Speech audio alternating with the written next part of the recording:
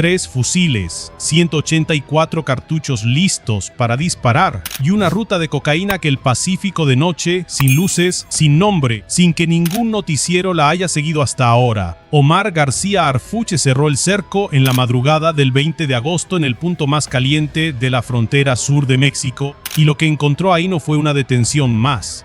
Escucha esto, entre las pertenencias de uno de los 4 hombres había un objeto que no tiene nada que ver con las armas, con la droga, ni con el dinero. Vamos a llegar a eso.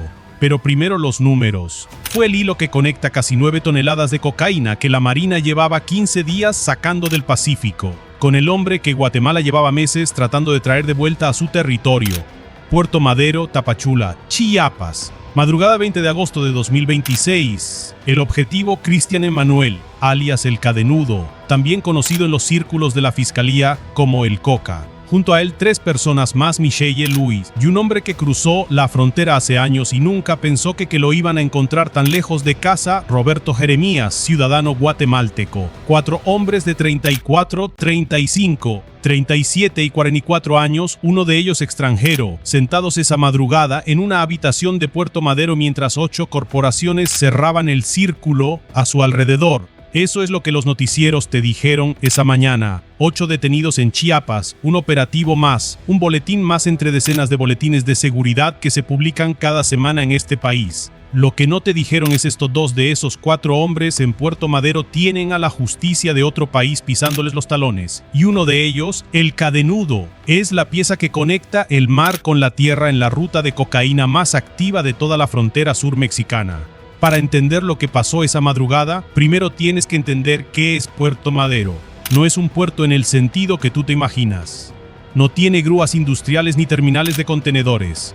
Es una franja costera al sur de Tapachula, en el extremo más austral de México, donde el Pacífico llega caliente y turbio, y donde la frontera con Guatemala no es una línea en un mapa, sino una zona porosa que huele a diésel de lancha y a dinero que jamás aparece en ningún registro fiscal. Las autoridades llevan años señalando este punto como corredor activo para el movimiento de droga, armas y personas desde Centroamérica hacia el norte. Los Mayitos son la facción del cártel de Sinaloa que opera precisamente en esa franja. No son los jefes del cártel, son la logística del cártel. Reciben, custodian y controlan el primer kilómetro de cocaína que toca suelo mexicano después de cruzar el Pacífico en lancha. Y en ese tramo entre el mar y la carretera, durante años, han tenido más poder real que cualquier institución del Estado. La detención ocurrió en la calle 20 de octubre en Puerto Madero, durante recorridos de vigilancia coordinados por la Secretaría de Seguridad del Pueblo de Chiapas a través de 2 de sus unidades especializadas, la Guardia Estatal Fronteriza y la Fuerza de Reacción Inmediata Policial.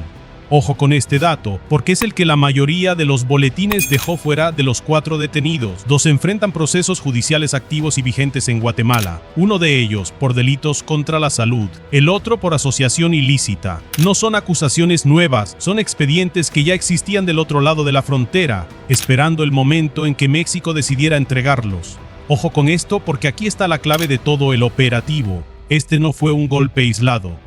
Fue una acción coordinada de 5 operativos simultáneos en 3 municipios de Chiapas: Tapachula, Puerto Madero y Uixtla. En total, 8 personas detenidas esa jornada. En Tapachula cayeron 2 personas más ligadas al cártel de Sinaloa. En Uixtla, un adolescente señalado como generador de violencia local y presunto integrante de la célula conocida como Los Cuatetes, un grupo que las autoridades vinculan con homicidios en la región. Pero el corazón de todo el operativo, el punto estaba, el verdadero objetivo era Puerto Madero.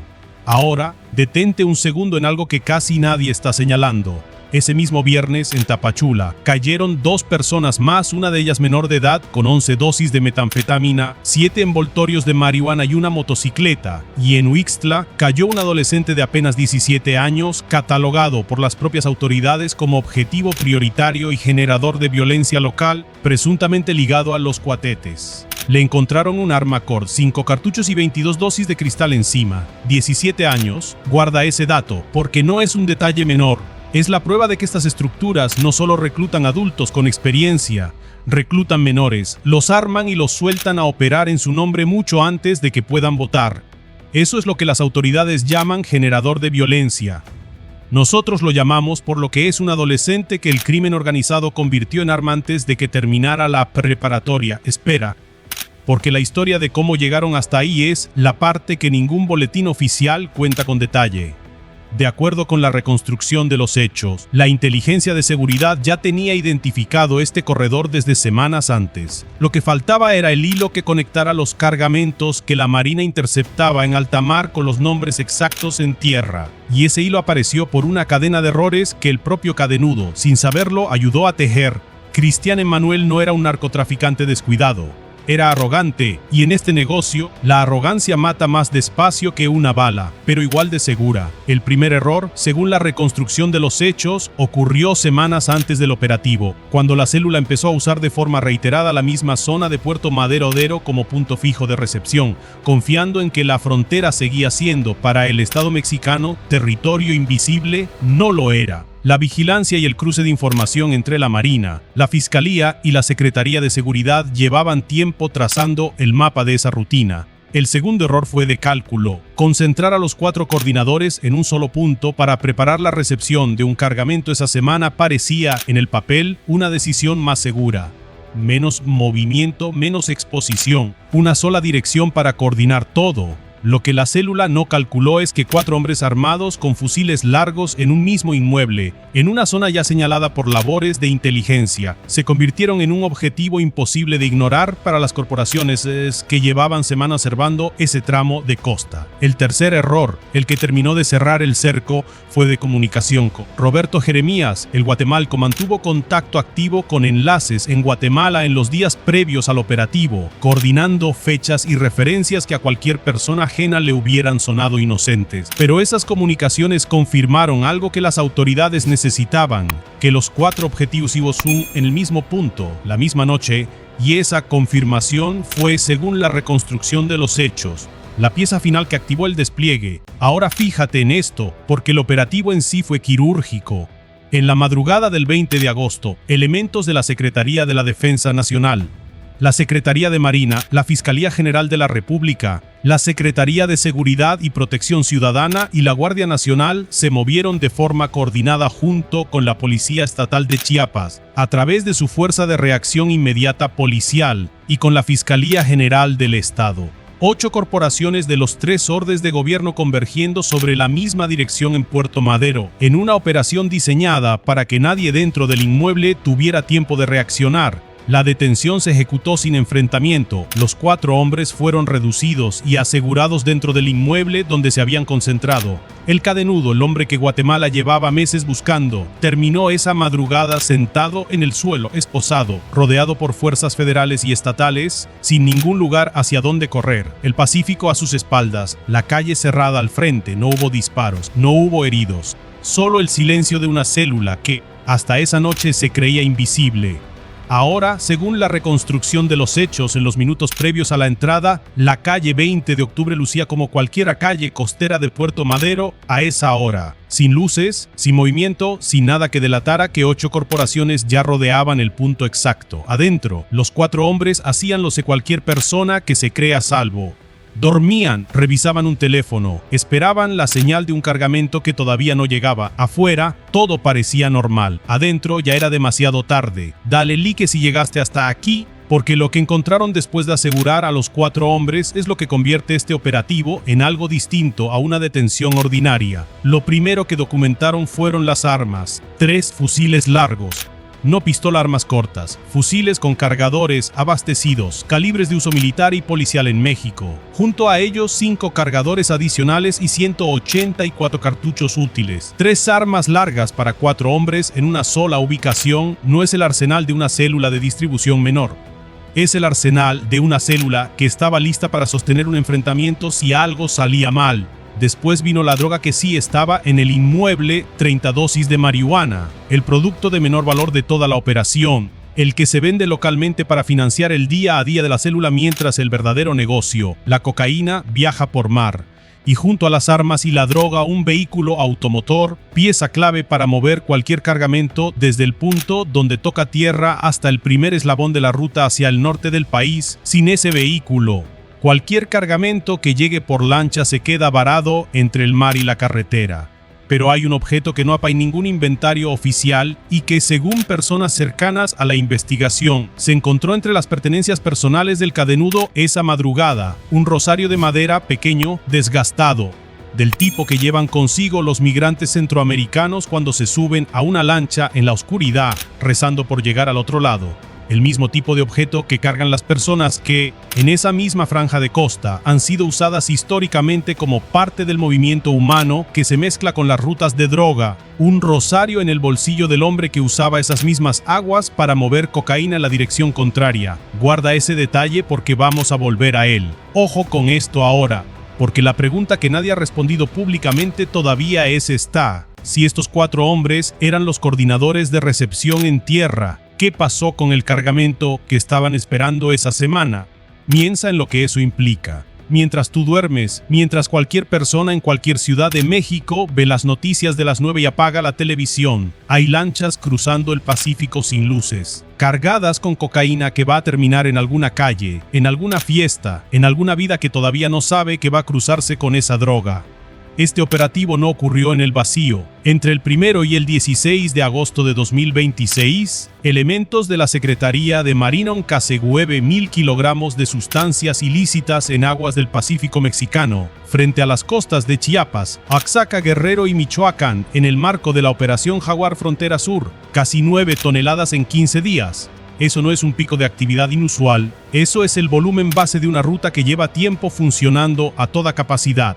Y aquí es donde la historia cambia de dirección. Lo que confirma el operativo de Puerto Madero es que la Marina estaba sacando droga del agua, pero la estructura terrestre que la recibía seguía intacta hasta esa madrugada. 9 toneladas aseguradas en alta mar no detienen el tráfico si el nodo de recepción en tierra sigue operando sin interrupciones. Los Mayitos en Puerto Madero eran exactamente ese nodo, el puente entre el Pacífico y las rutas de distribución hacia el norte del país. Sin ese puente, los cargamentos que salen de aguas guatemaltecas no tienen a dónde llegar. El patrón que confirma este operativo es uno que las autoridades de seguridad llevan documentando desde hace tiempo. El cártel de Sinaloa ha ido moviendo parte de su logística de cocaína hacia rutas de mar en el Pacífico Sur precisamente porque la presión terrestre en otros estados del país ha ido en aumento. La frontera sur se convirtió, para estas células, en la válvula de escape. Puerto Madero, junto con otros puntos de la costa de Chiapas y Oaxaca, opera con la primera línea de recepción de esa migración logística del narcotráfico. Espera porque todavía falta la parte oficial de esta historia. Horas después del operativo, Omar García Harfuch confirmó los hechos a través de sus redes sociales. Detalló que, en 5 operativos coordinados por la Defensa, la Marina, la Fiscalía General de la República, su propia Secretaría y la Guardia Nacional, junto con la Policía Estatal de Chiapas y la Fiscalía del Estado en Tapachula, Puerto Madero y Ixtla, fueron detenidas 8 personas vinculadas a grupos delictivos. Señaló específicamente al cadenudo por su orden de extradición a Guatemala y por su presunta relación con el trasiego de cocaína y hechos de violencia en ambos países. Mencionó también a Roberto Jeremías por su orden de aprehensión vigente en territorio guatemalteco. Y cerró su mensaje con una frase que no es un simple protocolo diplomático. Agradecemos al gobierno de Guatemala por su invaluable apoyo. Analiza esa frase un segundo, porque no es casual. No es una cortesía diplomática de relleno. Es la confirmación pública de que este operativo fue, desde el principio, una operación binacional, que la inteligencia mexicana y la guatemalteca compartieron información para llegar juntos hasta esa dirección en Puerto Madero, y que la cooperación que hizo posible detener al cadenudo esa madrugada puede volver a activarse para el siguiente objetivo que ambos países tengan en la mira. Y aquí es donde toca decir lo que muchos de ustedes ya están pensando en los comentarios antes de que este video termine. Una captura no es una condena.